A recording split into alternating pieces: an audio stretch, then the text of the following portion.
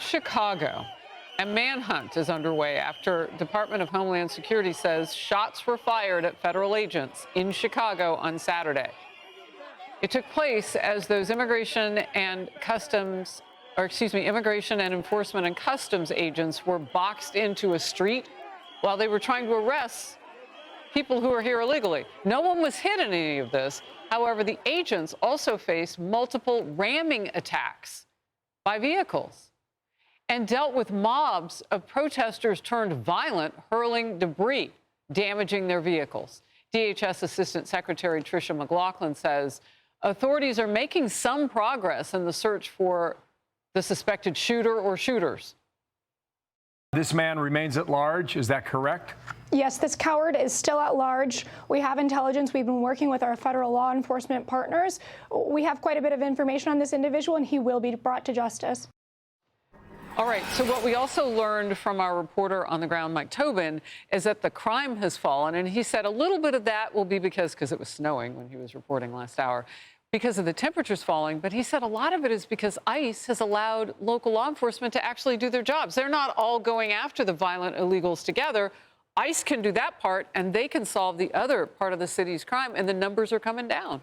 Yep, ICE is doing heroic work. 6 months and 0 releases at our southern border into the country. 0 in 6 months. That is quite impressive, and they're doing it without pay, as we've noted.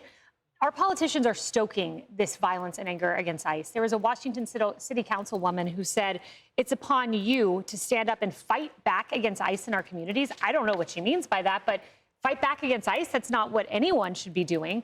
And then you have the media actively lying about ICE and Border Patrol. There was this tweet that Tricia McLaughlin flagged. It was an LA Times reporter. She noted there was a situation at Home Depot. She said agents detained a U.S. citizen they accused of assault. The agents drove off with his 1-year-old daughter in the back seat. She's since been reunited with her family. That sounds terrible, right?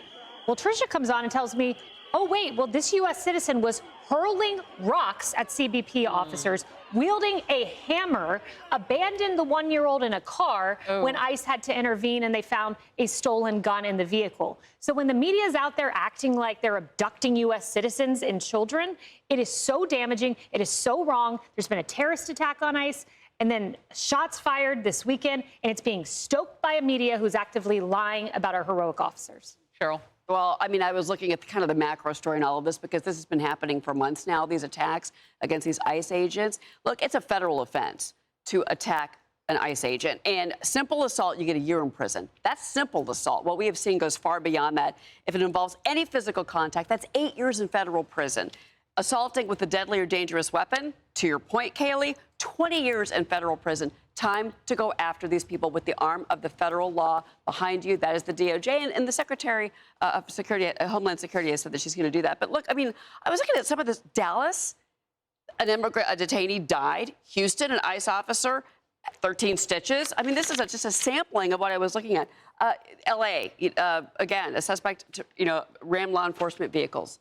So this has gotten worse and worse, and these people need to be arrested and prosecuted. Enough is enough. The one in L.A., the guy was ramming so hard at such a high speed, hitting, their cars, their ICE agents' vehicles, that the tires were losing their tread on the road. Do you remember that? It's crazy. Yeah. It's and well, I mean, let's face it, the drumbeat just against law enforcement in general has to stop. It's they're focusing on ICE, but that also bleeds over into, literally sometimes, into the damage that's done to law enforcement on the street, just regular cops on the beat. There was an incredible picture, a video on X Post this weekend. At first, I had to make sure it was the real thing, but of 2 dead bodies on the sidewalk that had been shot. Some people had heard some shots on the street. They went with their video. There were no cops around. Cars were going by. There was nobody. Turns out these 2 people had tried to stop a robber of a jewelry store in Chicago. The robber pulled out a gun, shot them both dead. One guy was in his 20s. The other guy was in his 60s. They were trying to be good Samaritans because the cops weren't around. Maybe, I don't know the full story, whether there should have been cops on the beat or not, but there were no cops around. The people in the apartment building that had the view were shocked, were screaming in Spanish about what was happening on the street.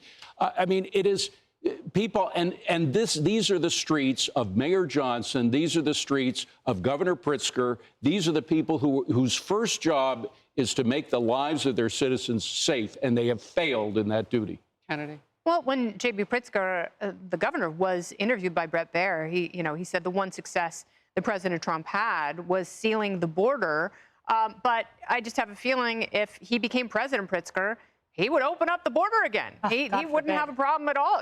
I mean, can you imagine anything else? And, to some of these protesters, they are trying to agitate people who are already unstable, who live in places where there are ICE agents. That's the point that J.B. Pritzker and Brandon Johnson are making, is, they are trying to get people to rush into the streets, and this is what they want. They want gunfire, they want bricks, they want all of this. That doesn't change policy.